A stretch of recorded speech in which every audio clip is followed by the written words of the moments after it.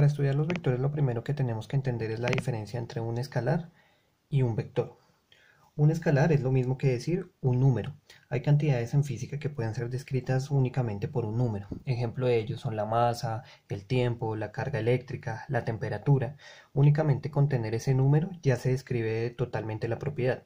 Sin embargo, hay otras propiedades que son vectores. ¿Qué quiere decir que sean vectores? Que tienen una magnitud y una dirección. Ejemplo de ello es la velocidad, la fuerza, la posición, la aceleración.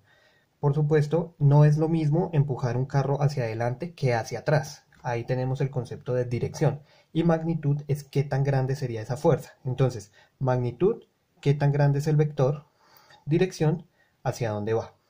Entonces, si queremos representar un vector en general se representa en un plano XY por una flecha que va desde el centro. Y lo denotamos así. Supongamos que este es el vector A, entonces le llamamos A con una flecha arriba. Esto quiere decir el vector A. A la magnitud de ese vector lo vamos a denotar así, como si ese vector A estuviera dentro de un valor absoluto. Esto es la magnitud del vector. Es decir, cuánto mide el vector desde este punto hasta este punto. Y la dirección estará dada por el ángulo que hay entre el eje X y el propio vector. Entonces tenemos el vector, la notación del vector, la notación de la magnitud del vector y la dirección de dicho vector. Entonces, supongamos ahora que tenemos dos vectores en un plano. Entonces tenemos este vector y este vector. Para los vectores también existe la propiedad de la suma. ¿Cómo se hace esto? Entonces tomamos este vector que está acá y lo movemos hacia la punta del otro vector. Supongamos que ese es el vector. Este vector es este mismo vector, pero trasladado a la punta del primer vector. Y la suma de esos dos vectores estará dada por el vector que une el centro con el extremo del segundo vector. Esto será la suma. Supongamos que este es A y este es B. Este señor será A más B. Así se suman los vectores gráficamente. También se puede hacer de la siguiente manera, que le llaman ley del paralelogramo. Entonces, ¿qué es la ley del paralelogramo? Entonces tenemos dos vectores acá, nuevamente A y B, y vamos a trazar una paralela a este vector. Y luego, desde la punta de este vector, vamos a trazar una paralela a este otro vector. Y vamos a unir desde el centro hasta el punto donde se cruzan esas dos líneas. Este señor también será la suma de este vector más este vector.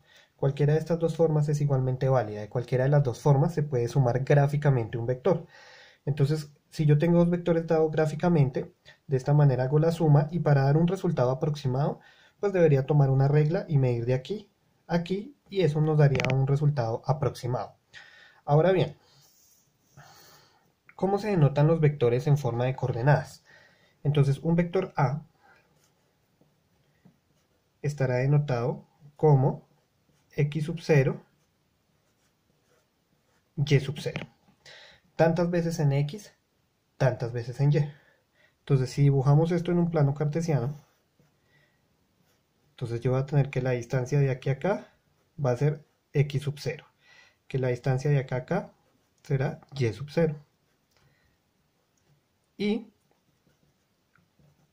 como teniendo un punto normal en el plano cartesiano, en este punto de corte hasta acá habrá ese vector. Y diremos que ese vector tiene componente en x, x sub 0, y componente en y sub 0. ¿Cuánto mide en x? ¿Cuánto mide en y? Entonces nos interesaría hacer la suma. ¿Cómo se hace la suma de dos vectores cuando estos están expresados de manera analítica? Entonces tenemos el vector A dado por x sub 0, y sub 0. Y el vector B dado como x sub 1, y sub 1. Tenemos dos vectores expresados por medio de sus coordenadas. ¿Cómo será la suma? Entonces A más b será sencillamente x sub 0 más x sub 1, y sub 0 más y sub 1. Es decir, la suma de sus coordenadas x y la suma de sus coordenadas y. Al hacer esta operación, la suma de sus coordenadas x, la suma de sus coordenadas y, voy a obtener la suma de los dos vectores que tenemos ahí. Ahora bien, otro concepto fundamental es, teniendo el vector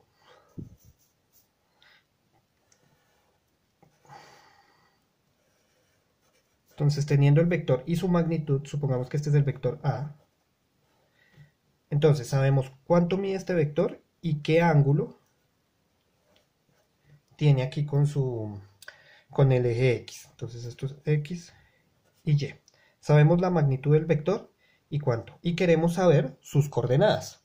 Entonces ya no tenemos las coordenadas y de ahí vector, sino tenemos el vector y de ahí queremos extraer las coordenadas. En este caso,